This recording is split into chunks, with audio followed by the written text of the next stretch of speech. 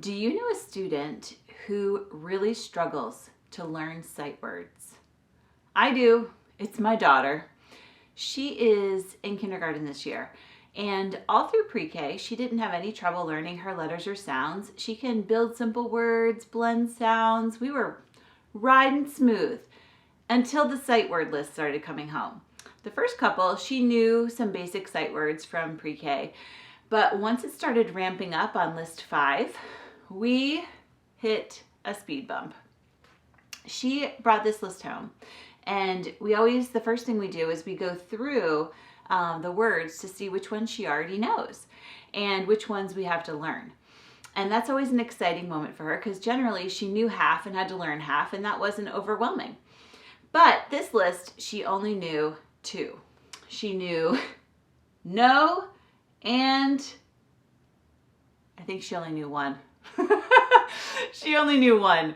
And so we have been working now for 2 weeks on this list, and I have had to bring out all of my science of reading tricks to get her brain sticky with sight words. And so I wanted to come to you today and share what we've done because it's working. And hopefully these tips and tricks will help you with your student or child who's also struggling to get those sight words to stick. So the good news is they can stick. The bad news is sometimes it takes a lot of work.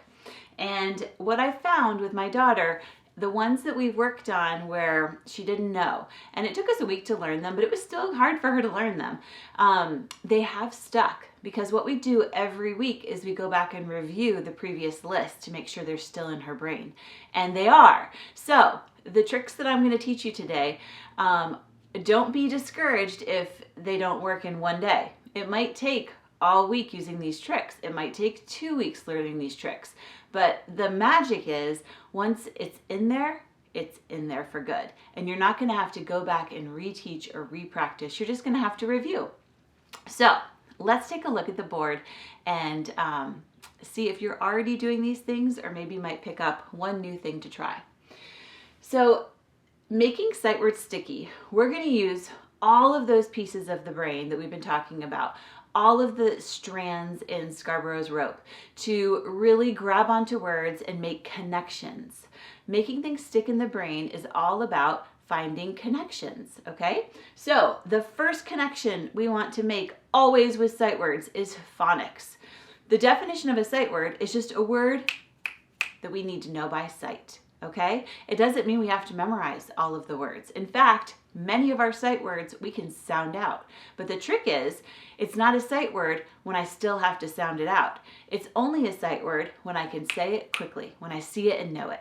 So the first pathway into the brain that we always want to use is our phonics pathway, because we want kids to look at words as pieces. So when you get your list from the teacher, or when you're working on sight words, however it looks in your life, you always want to pull out those words that follow phonics and just teach them and get them to learn them like this by blending the sounds super fast, okay? So with this piece, you often have to sometimes teach some simple patterns that maybe kindergartners don't know yet, but they can totally handle and they'll benefit from learning. So for example, can came home. And if we send out can, it sounds like can. And that sounds funny, right? Because in this word can, this A is in our nose, an. And it's part of a word family, the an word family, which kindergartners learn. So when we're teaching the word can as a sight word, we want to highlight this an as a chunk, as something that they say together, an, because we can rhyme around it. Can, man, tan, fan. Let's utilize all of the phonemic awareness and phonics and rhyming and all the goodness, right, through our sight words. So we can draw a line underneath that to remind our children that an sounds like something special. So they just have to put the onset to the rhyme, and can, all right? With this came home. And my daughter did not learn, or has not learned, that TH says, okay? So I taught her that because that's in a lot of sight words, right? With, then, she's going to see it a lot. So why not point it out now and see if she can get it in there? I underlined TH and I showed her with my mouth that 2 letters together say where we bite our tongue and we blow air. Okay? That's all you have to do to teach a sound. And we get her to practice it by learning the word this. So we say is, and we see that our I is peaceful and short, so it's is this. Awesome, right? She was able to do those great. Now, what happens when we get to a word that some parts follow the sounds, the phonics rules, but then there's always a wonky sound that doesn't? Thank you, English. So for example, what, right? We can start with, and I can teach you that sometimes the W has breath behind it, and that's why the H is there. And then the A says, what? Oh, this isn't what, this is what. So which part of what doesn't sound right? That A does not sound like apple, does it? Well, let's underline it so that we can remember that that's got that funky sound, kind of like a U. So we've got what. It's actually the schwa sound. You can teach them that, but that's not necessary yet. So we've got what. All right, over here, we've got will. And again, it might be tricky that there's two L's. We don't say right? No, we don't. We just say will. Okay, so we can sometimes teach them that, yeah, sometimes in English there's two letters next to each other that are the same, but we don't say it twice, we just say it once. So all of these words should be kind of grabbable, right? Because we basically know the phonics to get us close enough to hopefully learn these words quickly. Now, some words have phonics that make sense, but kindergartners aren't ready for it. Like over. It's got a two-syllable word. The O is open. The ver makes sense because it's got a bossy R, but I'm not going to teach my daughter all of those rules to learn over. What I'm going to do is I'm going to use a picture to help her. So we drew an arrow over the word over so that she would have to look all the way through the word and she would see the arrow and she would remember that this word says over. And we always run our finger through the letters to get her to see all the letters together and take that picture in her brain. So this brings up the second pathway into the brain for sight words, and that's our visual memory. All kids have a different level of visual memory power, okay? I'm learning that my daughter's isn't the most powerful part of her brain. So there are a lot of kids like that, and they need some tricks to help them kind of latch into that part of their brain and remember them to use it, or remind them to use it. So this arrow here gets her to remember to take a picture of over and try to snapshot it in her brain with that arrow so she remembers what the word means, over. Same thing with the word look. The two O's do say That's a pattern that she'll learn, not yet in kindergarten. So we're just gonna make two eyeballs in those O's. And so when she's picturing taking a snapshot of this word in her brain, she's got two eyeballs reminding her that that word is look.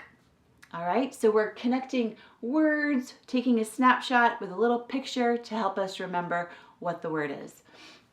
Now, my last column here, we have words that are called red words. They break the rules. All right, there's just no rhyme or reason. Thank you, English, for being difficult, but we've got a couple words like that where you just have to memorize the letters in the order.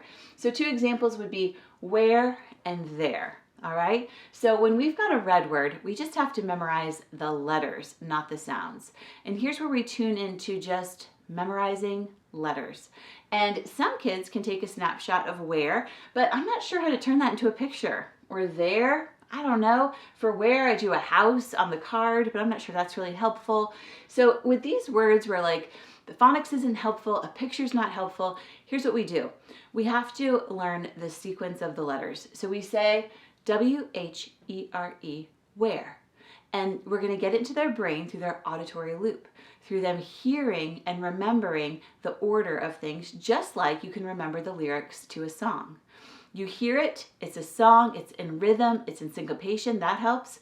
And because it's got rhythm and syncopation and a beat, then our brain will latch onto it through our auditory loop and will remember what the word is. But you have to do it like this. You have to say the letters and then the word after it. You have to say W-H-E-R-E, where. Okay? And if you put your body into it, it's even better. So what we did was, this was a tough one. We were on week 2 with this one. So we came up with this thing where we were going to drum our legs because it's two sounds saying, or two letters saying one sound, where we say W-H-E-R-E, where? That's how we did it. all right? Because it was fun. We got our body into it. We got the letters going, and then we were already there to do a body movement to remind us what that word is. W-H-E-R-E, where? And so now the bonus to that is she knows how to spell it. Because when she says where, she's thinking W-H-E-R-E, where? And that's what we want to do with sight words for our older kids. When they're learning sight words, not just to read, but to spell, we want to use this auditory loop, this rhyme, this syncopation to learn those tricky red words where we just have to memorize them. Not all kids can see it in their brain. That's your visual memory at work. Some kids have a stronger auditory loop, which is my daughter. She knows all the lyrics of every song instantaneously after hearing it one time, I feel like. So this strategy of W-H-E-R-E, where, really works for her. For there, we also did the same thing. So when we have a pattern for one word and the next word is very similar, then what we want to do is do the same thing. T-H-E-R-E, there. Okay? Because we're connecting similarities, but with maybe one difference to draw out the difference in the word. T-H-E-R-E, there. W-H-E-R-E, where? T-H-E-R-E, there. Okay? So these are little tricks, all right? First, how do we use our phonics is always number one. Look for the phonics, teach the phonics if it's going to help them with other words. If phonics is just missing with one piece, then notate that one piece and see if they can get it using their phonics and remembering how one piece is a little different. If it's a word that we can draw a picture into the word, let's do it. Let's give them that visual, taking a snapshot of the word with the picture on it. And if it's just tricky, then we need to use our auditory loop and do a chant with our body and our voice and rhythm and rhyme and have some fun with it. Okay, so this is teaching with the brain, teaching how the brain learns, teaching words so that they stick using all parts of the brain. When you use these strategies, you're going to see how good is your child at recalling phonics and blending quickly. Is that a quick way into their brain? How good is your child at seeing a word and memorizing it? Is that their superpower?